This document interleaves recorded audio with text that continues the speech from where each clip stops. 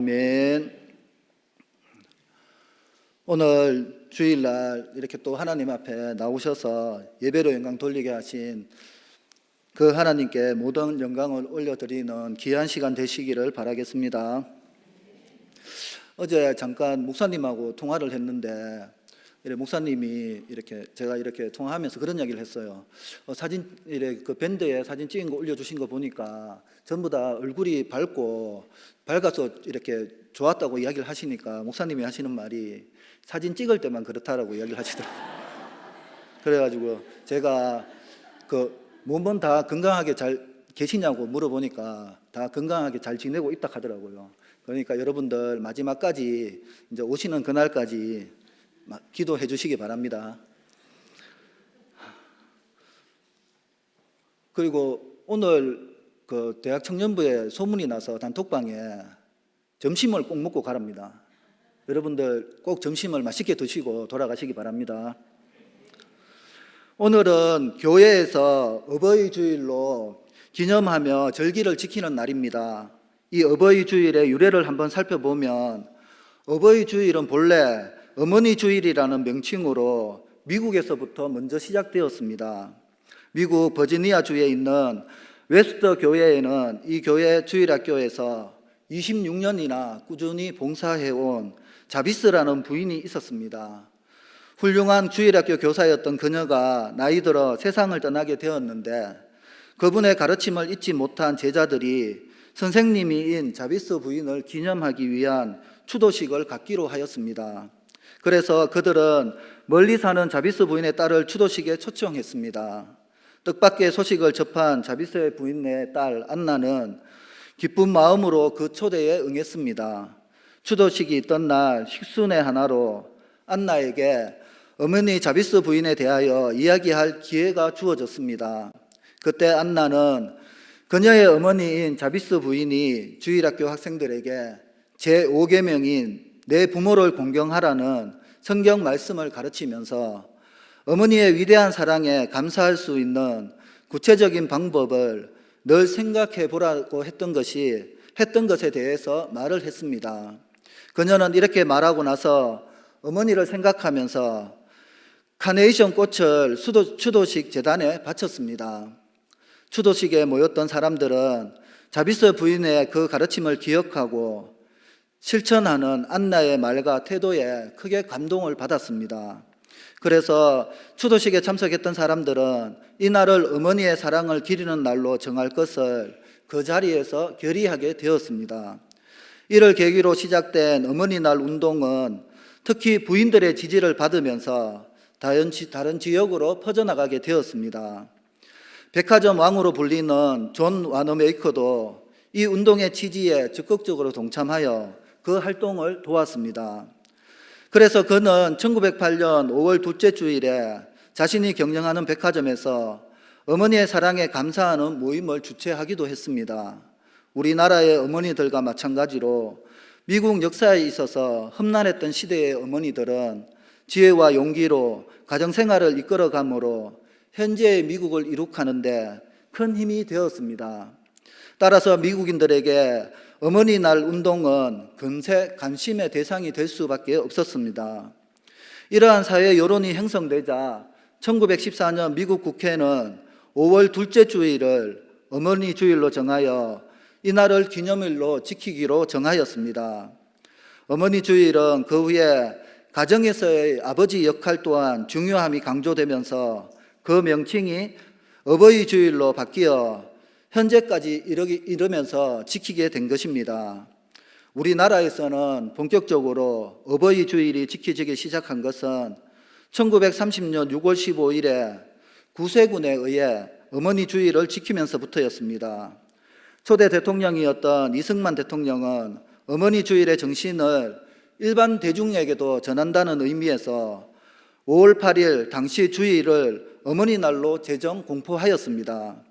그 후 교회에서는 1960년 어머니 주일을 어버이 주일로 개칭하여 어머니뿐만 아니라 아버지의 은혜도 기리는 날로 삼았으며 그 이후 1974년에 이르러 정부에서도 어머니 날을 어버이날로 이름을 바꾸게 되었습니다.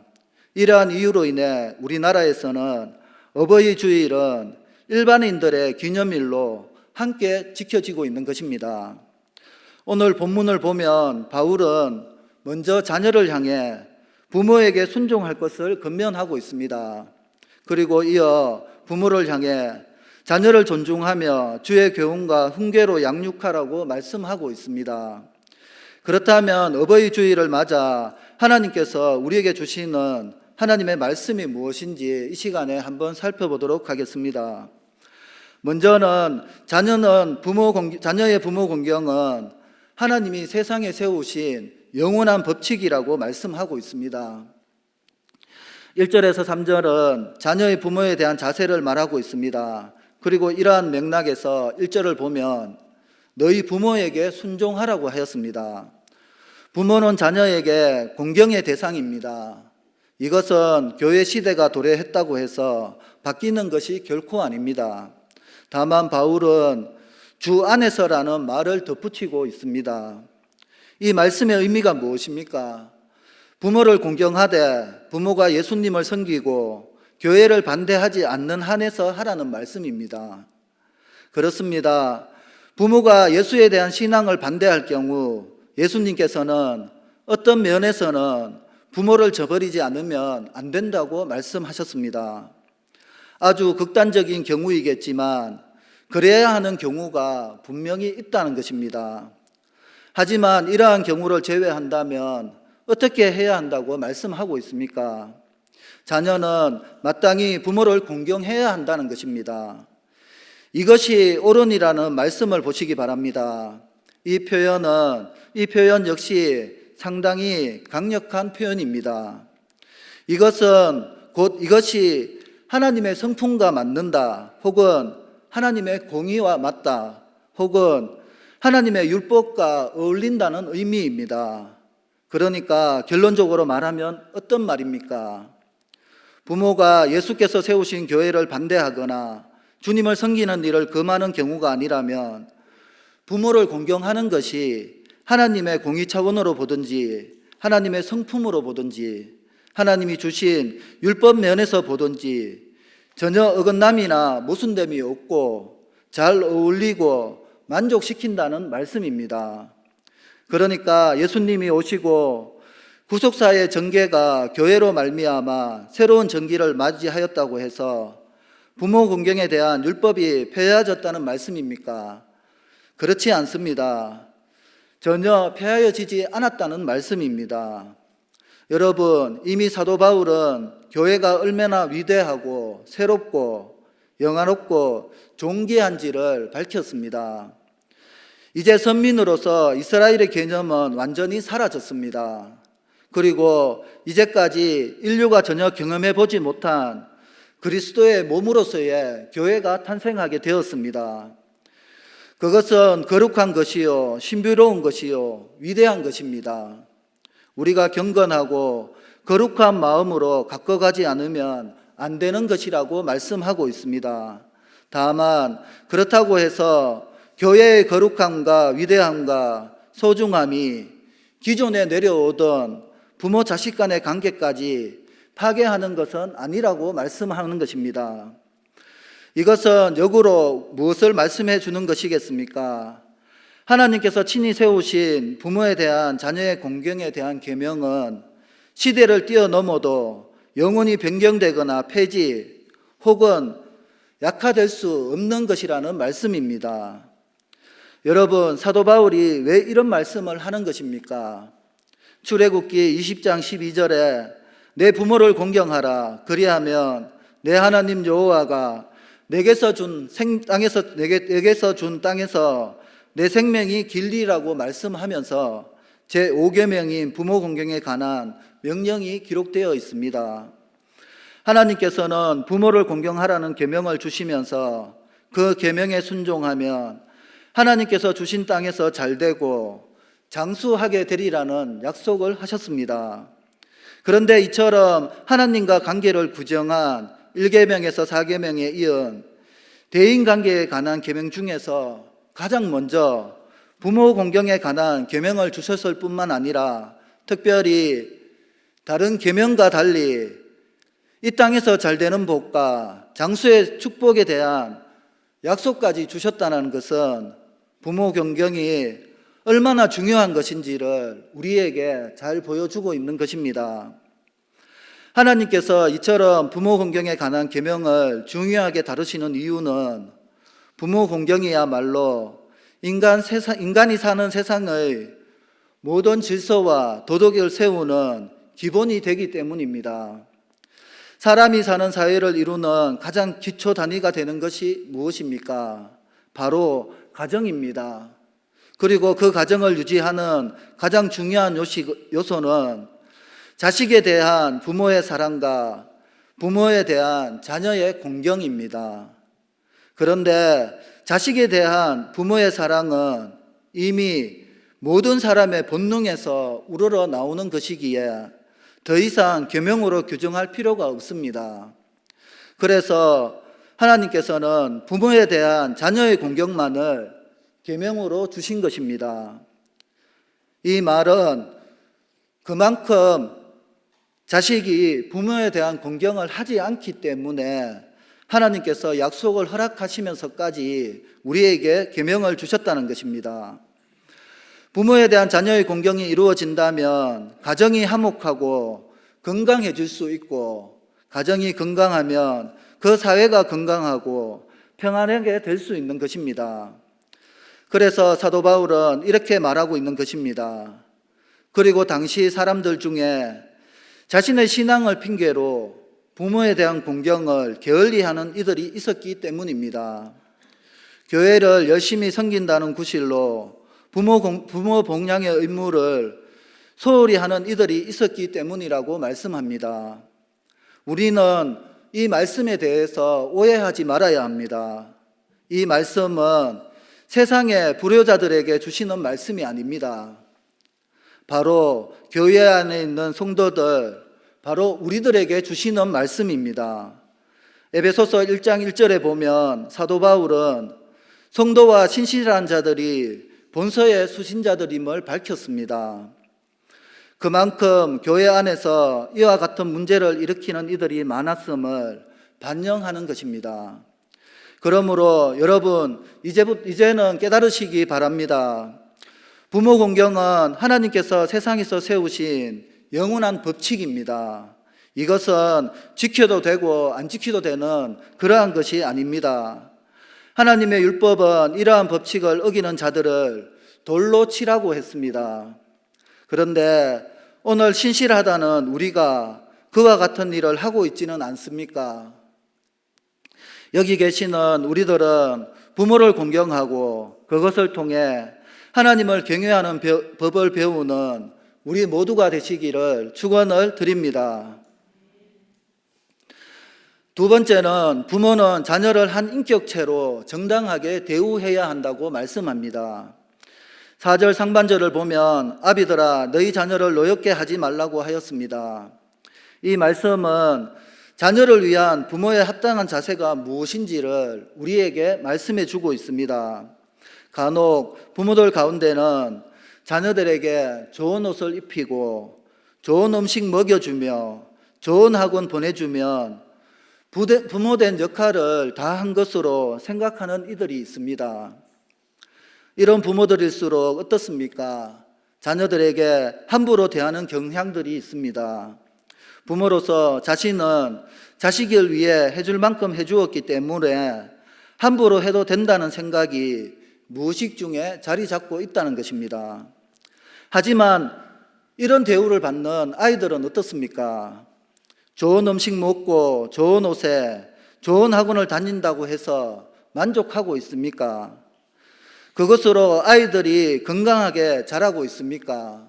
그렇지 않습니다. 무엇보다도 아이들이 건강하게 자라는 것은 부모로부터 인격적인 대우를 받고 사랑을 받을 때입니다. 여러분, 한번 생각해 보시기 바랍니다. 부잣집 아이들이라고 해서 항상 건강하고 밝게 자라고 있습니까? 물론 그렇지 않다고 말할 수도 없지만 부잣집 아이들이라고 해서 반드시 건강하게 자란다고 말할 수도 없습니다. 이것은 반대의 경우도 마찬가지입니다. 다시 말해서 가난한 집 아이들이라고 해서 무조건 어둡고 삐뚤게 자라는 것이 아니라 얼마든지 밝고 건강하게 자랄 수 있다는 말입니다. 왜 그렇습니까? 비록 먹는 것, 사는 곳, 입는 것은 변변치 않을지라도 부모로부터 사랑과 관심, 인격적인 대우를 받고 살 때 아이들은 빈부격차에 관계없이 건강하게 자라기 때문입니다.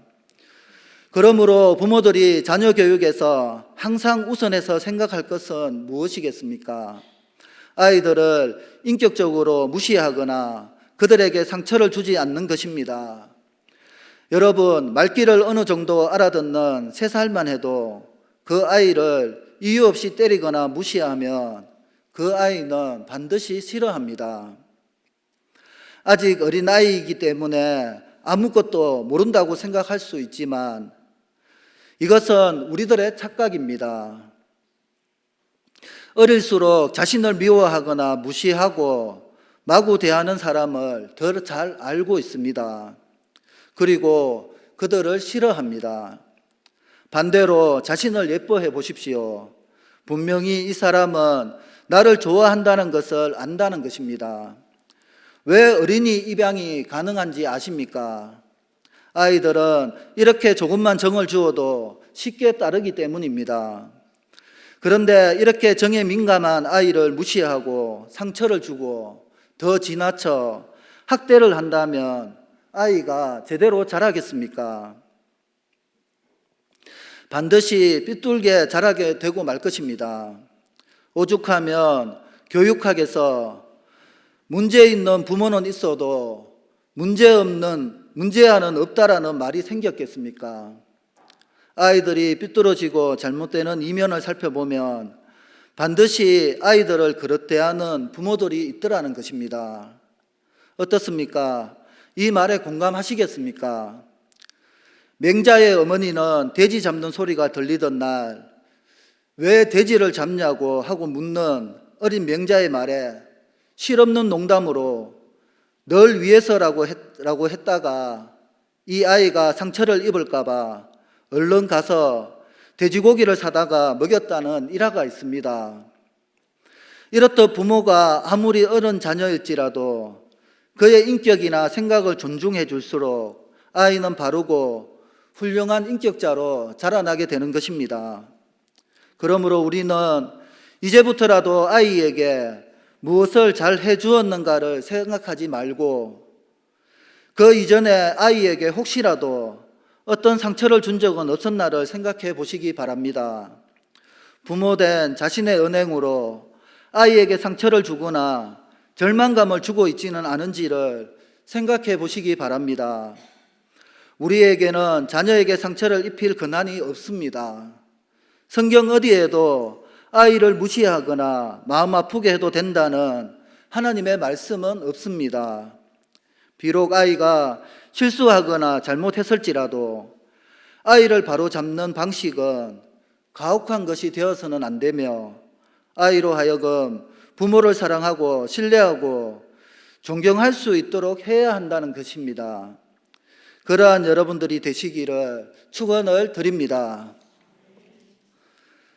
마지막으로 성도의 자녀 양육은 신앙이 그 방법이고 목표가 되어야 한다고 말씀합니다.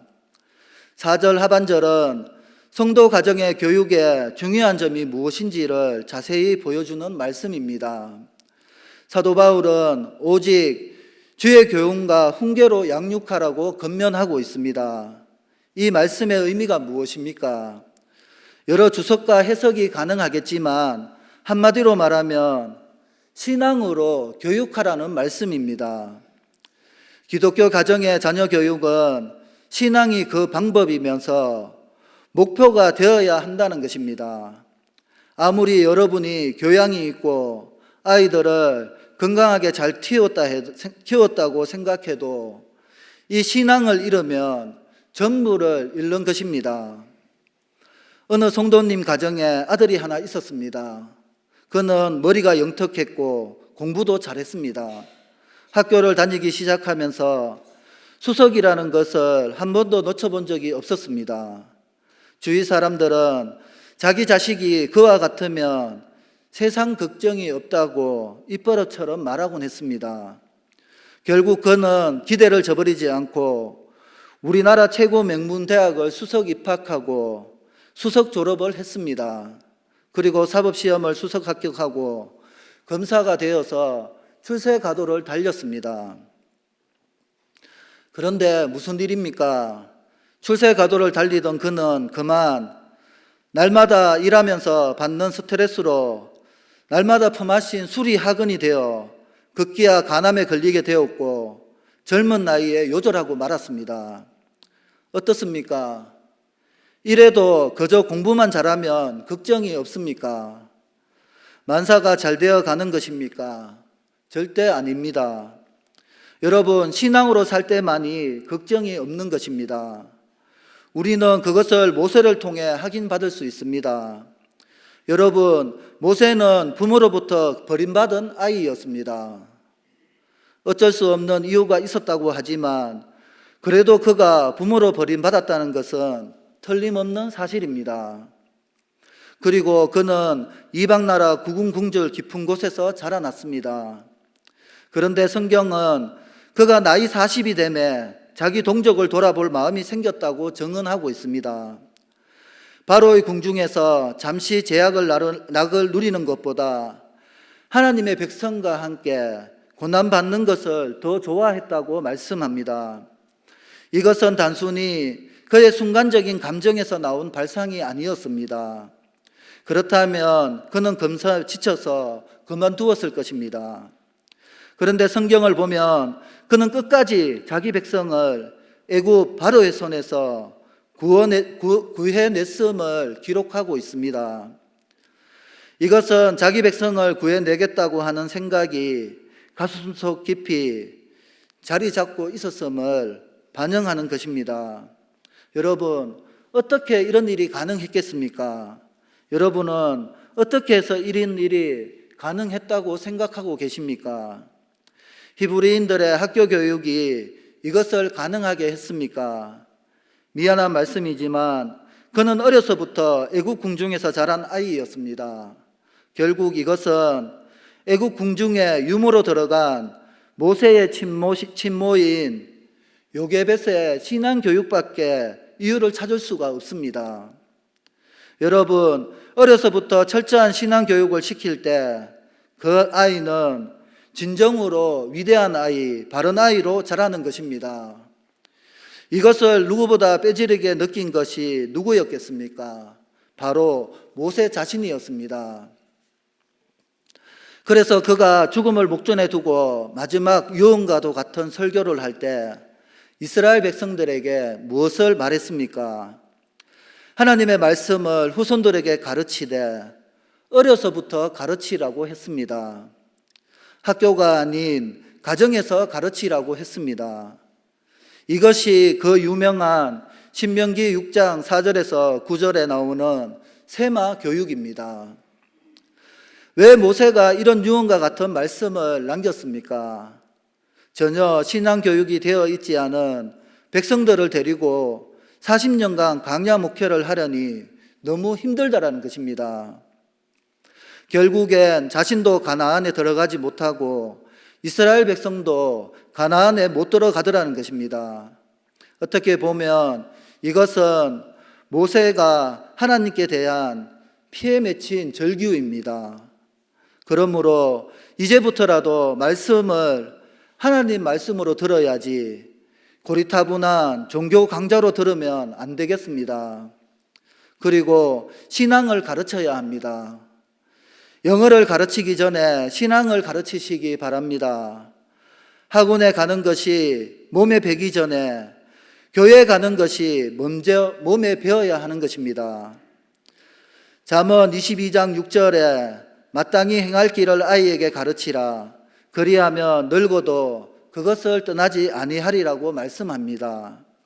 이 말씀처럼 우리는 자녀들을 교육할 때 이 세상의 방법을 본받지 말고 오늘 말씀처럼 먼저 하나님께 바치는 자세로 정성껏 마땅히 행할 바를 어릴 적부터 가르치도록 힘써야 하겠습니다.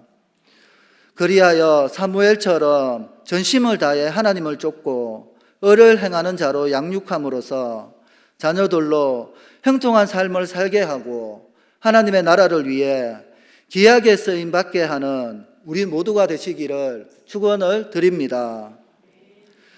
예화 하나를 하고 말씀을 마치겠습니다. 머나먼 어머니의 뱃길이라는 이야기입니다. 오래전 이야기입니다. 그러니까 1962년 2월 10일 여수 남국민학교 졸업식에 일어난 일입니다. 졸업식에서 일어난 일입니다. 졸업식에서 회색 스웨터에 까만 낡은 바지를 입은 중년 부인이 노력상이라는 것을 받았습니다. 그 부인이 단상에 올라가 상장을 받자 장례는 박수 소리로 떠나갈 듯 했고 졸업하는 그 부인의 딸은 울음을 터뜨렸습니다. 노력상을 받은 어머니와 딸은 세 채밖에 집이 없는 외딴 섬에 살고 있었습니다. 주민이라고는 겨우 20명 정도뿐인 이 섬에서는 제일 가까운 여수에 볼 일이 있어도 섬 사람들이 직접 만든 배를 타고 갈 수밖에 없는 곳이었습니다. 어머니는 딸이 8살이 되자 남편에게 육지에 가서 공부를 시키자는 말을 어렵게 꺼냈습니다. 그러나 그의 남편은 20리나 되는 뱃길을 어떻게 다닐 수가 있겠느냐고 대답하면서 반대했습니다. 당시 그 섬에는 교육을 받은 사람이 아무도 없었습니다. 여러분, 20리는 7.8km 정도가 됩니다. 그 어머니는 그 섬이 무지에서 벗어나야 한다는 믿음을 굽히지 않고 딸을 남편 몰래 육지의 초등학교에 입학시켰습니다. 그로부터 6년, 어머니는 비가 오나 눈이 오나 매일 꼭두 새벽에 일어나 20리나 되는 험한 물결을 가르치르며 선수 노를 저 아이를 학교에 데려다 주었습니다. 그리고 섬으로 돌아와 밭일을 하다가 저녁이면 다시 배를 타고 딸을 데려와야 했습니다. 처음 얼마 동안은 딸도 울고 어머니도 울었습니다. 딸은 어머니가 자신을 육지에 홀로 남겨두고 떠나는 것이 두려워 울었고, 어머니는 딸을 데리러 가는 길이 늦어서 딸이 애처로워 죽을 힘을 다해 노를 저으며 울었습니다.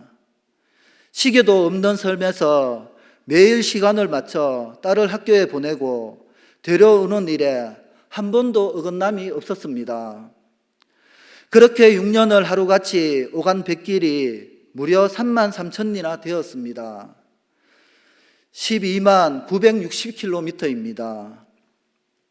이 사실이 알려지자 졸업생과 부모 그리고 선생님들이 감격스러운 울음으로 졸업식장은 울음바다가 되었다는 이야기입니다.